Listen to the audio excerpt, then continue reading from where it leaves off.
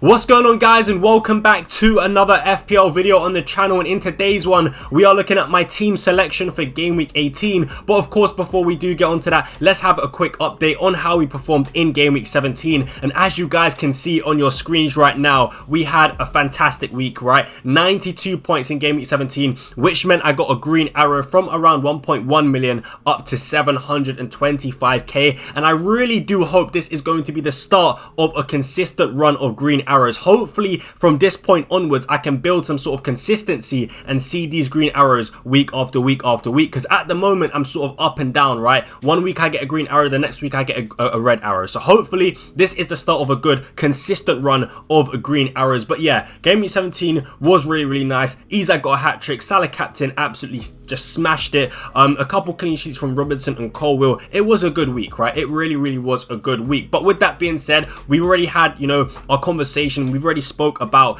game week 17. So with that being said, let's go ahead and have a look at my transfer, well, actually not even my transfer plans. Let's have a look at my confirmed transfers for game week 18, because I have gone early and I've actually taken a -4 hit. So with that being said, let's get straight into that. Alright guys, so as you can see on your screens right now, these are my two confirmed transfers for game week 18. I have taken a -4 hit and I've taken out Bukayo Saka, bought in Bruno Fernandes, and I've also taken out Jorgen Strand Larsen and bought in Gabriel Jesus. Look, first things first, Bukayo Saka, he's injured and I do expect him to be out for at least around a month, right? It's not confirmed yet at the time of recording, but it did look like a pretty serious hamstring injury. So with that being said, for me, it's a no-brainer. Bukayo Saka has to go. I can't really have a 10 million pound asset just sitting on the bench, right? Not playing games. So Bukayo Saka had to go. Unfortunately, it wasn't really part of my original plans, but I have to adapt, so it is what it is.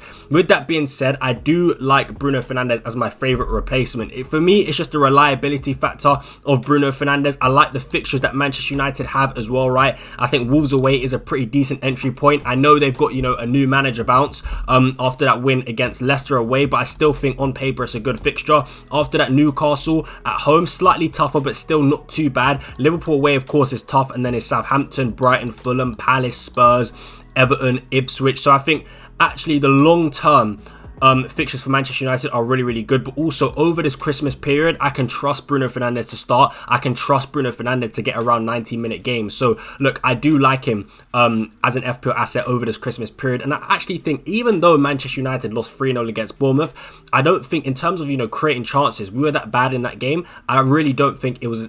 Yeah, I just don't think we were that bad in that game in terms of creating chances, right? Bruno Fernandes could have had a couple of goals. He could have had a couple of assists as well. So, look, all in all, I still think, you know, under Ruben Amorim, Manchester United do look really good going forward, and we do create a lot of chances. He's on penalties as well. I think there's a lot of positives to Bruno Fernandes, and he's someone that I just plan to hold for the long term, and I don't really have to worry about him, about bringing him out my team, right? So, yeah, look, that's why I do like Bruno Fernandes. Of course, I also did consider players like Phil Foden, for example. You know, Man City do have really good fixtures. Look, we all know that I've gone for Foden before previously this season. It didn't work out.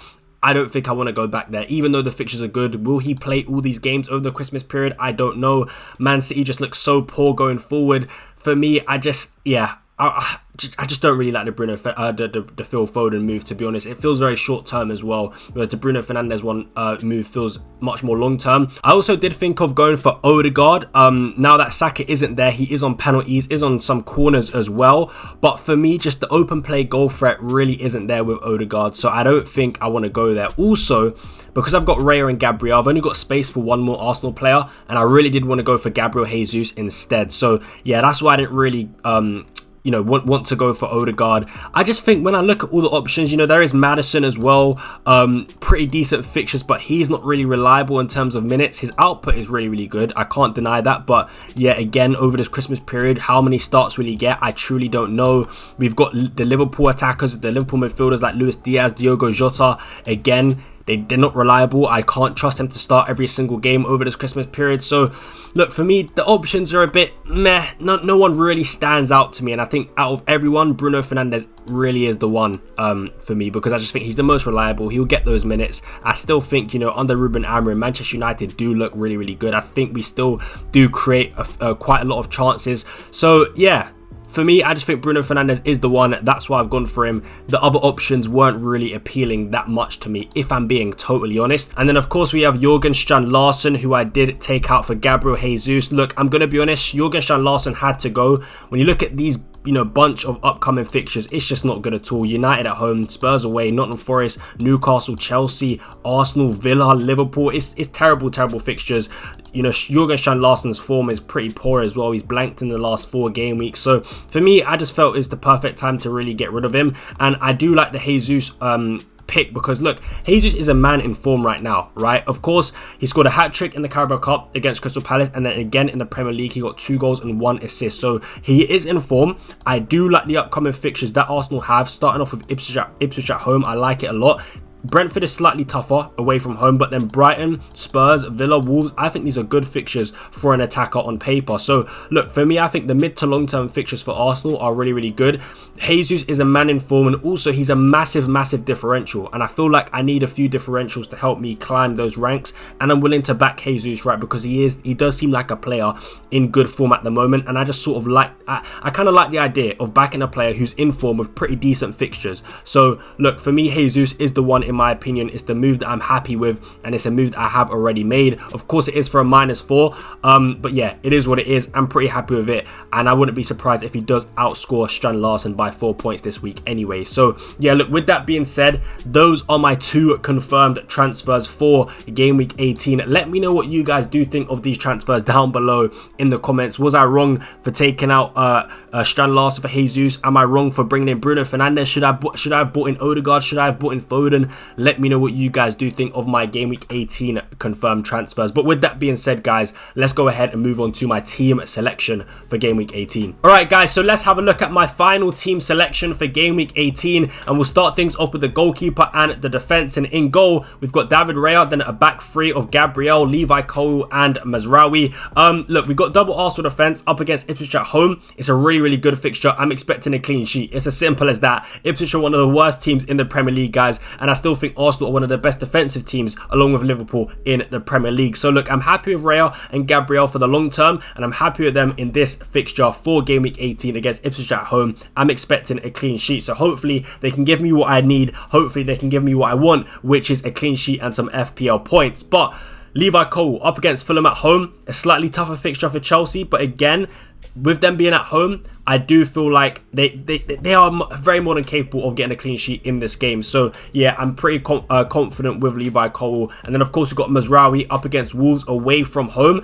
I'm a bit unsure with Mazraoui in terms of, will he start this game? I'm not too sure. Because I know Amram does like to rotate. So I'm a bit sort of nervous that he might not play, especially because on my bench I've got Mikalenko up against Man City away and Robinson up against Chelsea. So ideally, I don't want to have Mikalenko or Robinson playing. Although you could argue that Mikalenko, we've seen Everton get a clean sheet against Arsenal, get a clean sheet against Chelsea. You could actually argue that Mikalenko away to City is not a bad fixture, especially when you take Man City's recent form this season into account. So maybe that fixture isn't as bad, but I've got my doubts with Mazraoui this week because I don't feel like he's going to start. However, if he does start, then I feel like Wolves away isn't too bad. I know they just beat Leicester 3-0 away from home, but still I think Wolves are poor, and to be honest with you, Leicester are generally probably the worst team in the league, right? Leicester are just crap. They are poor. So look, with a new manager bounce, I'm not really surprised that Wolves did manage to beat Leicester, but I think, look, Manchester United, even though, right, we lost to Bournemouth at home, I still don't think it was the worst performance. I still think we created a lot of chances. Obviously, we do have our deficiencies, like from set pieces and things like that, but overall, I think Wolves away from home isn't a bad fixture, so I am pretty confident with Mazraoui as long as he can start. That's my only doubt. I don't know if Mazraoui starts, but if he does, pretty happy with him. But look, overall, I think the defense is looking pretty decent this week. I don't have a Liverpool defender, which is pretty concerning. I do kind of wish I had like a Van Dijk, a Trent Alexander-Arnold this week, because Leicester at home is a great fixture. So that's where I'm probably going to lose out on this week. But yeah, hopefully Cole and Mazraoui can give me some clean sheets or some attacking returns. But yeah, not having a Liverpool defender is pretty annoying this week, I'm not going to lie. But look, that is the defence. Let's move on to the midfield 5. And we do have Gerard Bowen, Mohamed Salah, Cole Palmer, Bruno Fernandes and Amad Diallo. Now, as you guys can see, I've actually tripled up on Manchester United, and I didn't really expect to be doing this, especially so soon as well. But look, we are here because of injuries. I feel like I've almost been forced into having triple United in a way. But look, I'm not against it. I'm really not against it. I do feel like Fernandes as an individual pick is really, really good. I do feel like Amad Diallo as an individual pick is very, very good. Mazraoui, I don't mind. But look, in terms of the double Manchester United attack in Fernandes and Amad Diallo, I'm actually pretty happy with it. And I feel like, look, when I watch Manchester United play, right, when I watch us play, and I ask myself, okay, who are the two players that look like they're going to get you goals and assists in this Manchester United team, in this Manchester United system? It's Bruno Fernandes, it's Amad Diallo. These are the two players that look like they're going to score and assist for Manchester United. These are the two players that also I can rely on to start games. These are the two players that I can rely on to get 90 minutes as well, in my opinion. So with that being said, I do like both of these players as FPL options. I also like the fact that they share corners, right? Amad Diallo takes corners, so does Bruno Fernandes. Bruno Fernandes takes free kicks, he takes penalties. So both players have multiple route to points, which I also like about Fernandes and Amad Diallo. So look, I do like this game against Wolves. I think on paper it's a really, really good fixture, and I also just think, look, for the long stretch of fixtures, Fernandes and Amad Diallo as a double up could actually bring me a lot of points. I really do believe that. So I'm pretty happy to own both of these two, and I look forward to owning these two for the long stretch of fixtures. But look, starting off with Wolves away, I think I actually do think on paper it's a really, really good fixture. As I said with Mazraoui, I think Wolves defensively are going to still be very, very poor. I know they beat Leicester, but honestly, that's not a really good representation of sort of what we can expect from Wolves moving forward, because I just think Leicester are so poor even under Ruud van Nistelrooy this season. So look, let's see how Wolves play against Manchester United. It's a different test for them, so let's see how they manage that. But all in all, I'm very, very happy with the Manchester United double up with Fernandes and Amad Diallo. Let me know what you guys think in the comments below. But yeah, we also do have Mohamed Salah captain. Look, for me, not much needs to be said there. I'm not going to lie. Mohamed Salah is Mohamed Salah. He's the FPL GOAT. He is the man in form this season. He's absolutely just smashing it every single week. So it's a no-brainer. Leicester at home. I've just said how poor Leicester are. Yeah, Mohamed Salah captain. It's simple as that. Now, I will speak about this though. There is a chance. Well, not really a chance, but maybe it's something I should think about, which is triple captain.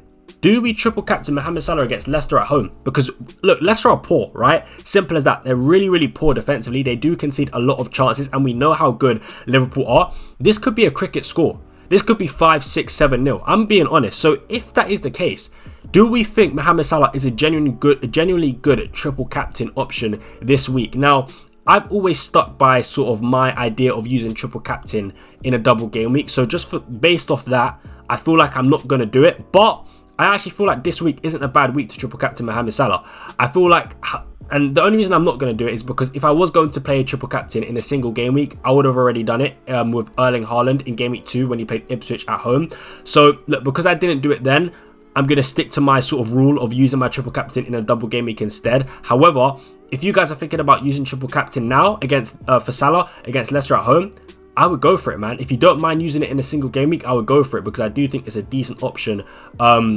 It's a good week for a triple captain, in my opinion. But yeah, let me know what you guys think of that down below in the comments. But yeah, we also do have Palmer against Fulham at home, and Bowen against Southampton away from home. This is probably Bowen's last game in my FPL team, I'm going to be honest, because after the Southampton game, I think he's then got Man City and Liverpool in the next 2 games. So yeah, Bowen will probably be moved on after this week. So hopefully he can end on a massive high. Hopefully he can get some FPL returns. But yeah, this is probably Bowen's last game in my FPL team, and I'll probably move on to someone like a Morgan Rogers, for example, who's got good fixtures starting from game week 19 onwards. So yeah, Bowen, hopefully he can end on a massive high. But look, that is the midfield. Pretty happy with it. I think it does look pretty strong. Let me know what you guys think in the comments. But yeah, for the front 2, we do have Alexander Isak and Gabriel Jesus. Gabriel Jesus up against Ipswich at home. A great fixture in my opinion. Hopefully he can get some goals in that game, but I'm pretty confident with Arsenal winning that game. I have a feeling they're going to score 4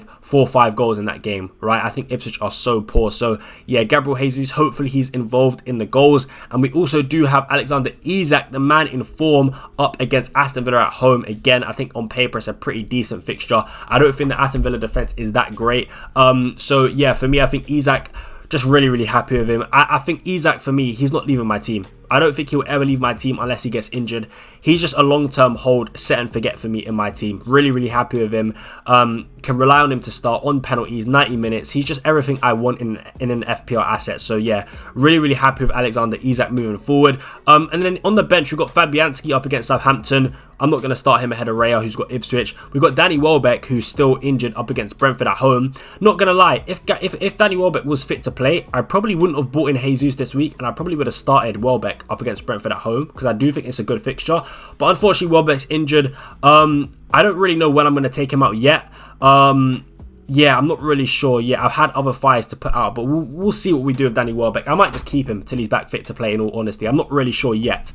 But let's just see what happens with that. We also do have Mikalenko on the bench, of course, and Robinson on the bench. I'm really hoping that I don't have to use those two players. Hopefully Mazraoui does play. Hopefully Colwell does play. But yeah, all in all, I feel like my team does look pretty decent this week. Albeit we did take a -4 hit, but still, I do like it. I do like the way it looks this week. So hopefully we have another good week. Hopefully we can get a green arrow. And hopefully Manchester United do get the result. Like a 3-0 win. Because a 3-0 win would be great with Ahmad, Bruno goals and a Mazraoui clean sheet. That would be fantastic. But yeah, I'm actually surprised myself. I've actually tripled up on Manchester United. But hopefully that does work out. Let's see what happens. All in all, I'm pretty happy with my team. Hopefully Game Week 18 is another green arrow, man. Hopefully, man. I really do just want to build some sort of consistency. So yeah, let's see what happens with that. But yeah, that's going to be it for today's video, guys. I really do hope you enjoyed. If you did, make sure you do smash a big thumbs up on the video. Subscribe to the channel if you haven't already. Thank you so much for watching. Thank you so much for showing support on the channel. I do appreciate it a lot. But with that being said, yeah, I'm going to end it here. It's been your boy FPL Ryan, and I will catch you guys in the next one. But until then, I'm out. Peace.